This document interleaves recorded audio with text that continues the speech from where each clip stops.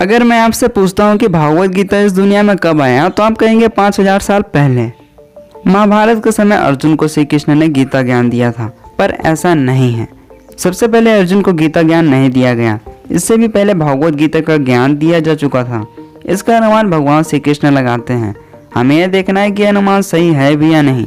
इससे पहले like and subscribe कर लीजिए, जिससे भगवान से जुड़ी रहस्य जानते रहेंगे। शुरुआत से समझने का प्रयास करते हैं। आप जानते हैं युग को 4 भागों में विभाजित किया गया है: सतयुग, त्रेता युग, द्वापर युग और कलयुग। सतयुग 4800 दिव्य वर्ष यानी 17,28,000 वर्ष का था। उसके बाद राम अवतार हुआ त्रेता युग में, जो 3600 दिव्य वर्ष यानी 12,96,000 वर्ष का था। उसके बाद द्वापर युग, जिसमें भगवान श्री कृष्ण अवतरित हुए थे। अर्जुन थे, महाभारत का युद्ध हुआ, द्रौपदी का चीरहरण हुआ था, जो 2400 दिव्य वर्ष यानी 8,80,000 वर्ष का था। द्वापर युग के अंत में भगवान श्री कृष्ण की मृत्यु एक शिकारी के हाथों होती है। ये वही बलि है जब भगवान श्री कृष्ण त्रेता युग में राम के रूप में अवतरित हुए थे और बलि को पीछे से वार कर उसकी हत्या किए थे। इसलिए भगवान श्री कृष्ण की मृत्यु बलि के हाथों ही होती है। यह भगवान की ही चाल थी, जिससे हम मनुष्य समझ सके कि कर्मों के फल से कोई नहीं बच सकता। भगवान द्वापर युग में अपना कार्य पूर्ण किए और अंत में अपने कर्मों का फल भोगते हुए यानी बलि के हाथों मृत्यु को प्राप्त हुए। जो इस संसार में जन्म लेता है वो कर्म करता ही है। अगर गलत कर्म करता है तो उसका फल मिलेगा ही। भगवान श्री कृष्ण अपने कर्मों के फल से बच नहीं सके तो हम तो मनुष्य हैं, हम अपने कर्मों के फल से कैसे बच सकते हैं।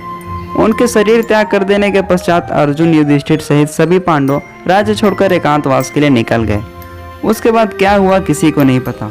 और जिस दिन पांडव अपना राज्य छोड़कर एकांतवास को चले गए, उस दिन से कलयुग शुरू हो गया। उस दिन से लेकर आज तक 5120 साल हो गए हैं। 4,32,000 वर्ष कलयुग और चलेगा। इस तरह कलयुग 4,37,000 वर्ष का होगा। उसके बाद ही सतयुग आएगा। जब भगवान श्री कृष्ण के नाभि से ब्रह्म उत्पन्न हुए तो ब्रह्म ने सृष्टि की रचना की। इसके लिए मनु और शतरूपा की व्युत्पत्ति किए। मनुष्य जाति के जनक मनु हैं। हम मनुष्य का जन्म इन्हीं मनु से हुआ है, इसलिए हम मनुष्य कहलाते हैं। पर साइंस कहता है हम बंदर के बच्चे हैं, जबकि हम मनु के बच्चे हैं। मनु हमारे पूर्वज हैं, लेकिन मनु अभी कितने वर्ष के होंगे? श्रीमद् भागवत गीता में कहा गया है मनु की आयु लगभग 30 करोड़ 53 लाख वर्ष अनुमानित की जाती है, जिसमें से 12 करोड़ 40 लाख वर्ष बीत चुके हैं। मतलब अभी हजारों बार सतयुग, त्रेता युग, द्वापर युग, कलयुग होगा और करोड़ों बार हमारा जन्म होगा। हम 84 लाख योनियों में जन्म लेते रहेंगे, कभी चींटी, कभी हाथी तो कभी पशु। पर कृष्ण भावना भावित व्यक्ति इस जन्म मृत्यु के चक्र से निकल सकता है भक्ति योग के द्वारा। अब उसका उत्तर मिलने वाला है कि दिव्य भागवत गीता किसे और कब सुनाया गया। सूर्य देव, जिनकी शक्ति ही पूरे ग्रह को थामे रखता है, वो भगवान श्री कृष्ण के शिष्य हैं। मनु के जन्म से पहले सृष्टि के निर्माता परम नियंता भगवान श्री कृष्ण ने अपने शिष्य सूर्यदेव को गीता ज्ञान दिया। सूर्यदेव ही विवस्वान कहलाते हैं, जो संपूर्ण लोकों के राजा हैं, यानी सूर्यदेव का राजा विवस्वान, जो सौर मंडल के सभी लोकों के उद्गम हैं, जिसे विज्ञान ग्रह कहता है। उन्हें भागवत गीता का दिव्य ज्ञान दिया गया, जिसे लक्ष्मी माता, ब्रह्म, शिव जैसे बड़े बड़े देवी देवता भी सुनते हैं। हम बड़े भाग्यशाली हैं कि दिव्य भागवत गीता हम सुन पा रहे हैं, जिसे ब्रह्म जैसे देवता सुनते हैं। आखिर क्या कारण था कि भगवान ने सूर्य देव को ही भागवत गीता का ज्ञान दिया?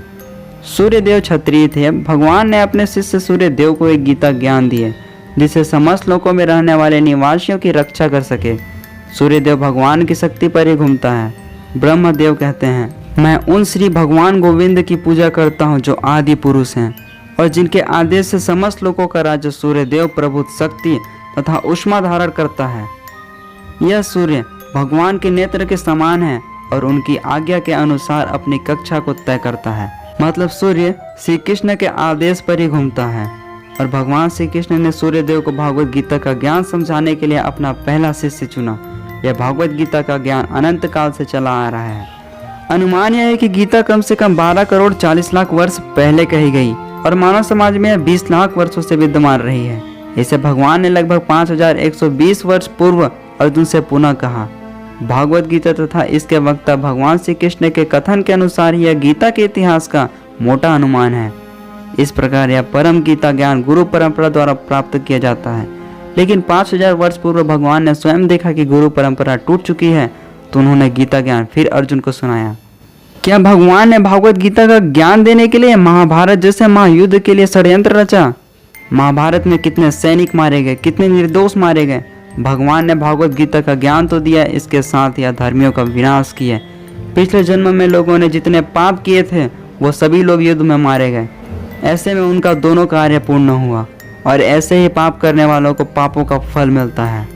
भगवान अर्जुन से कहते हैं, आज मेरे द्वारा वही प्राचीन ज्ञान तुमसे कहा जा रहा है, क्योंकि तुम मेरे भक्त तथा परम प्रिय मित्र हो।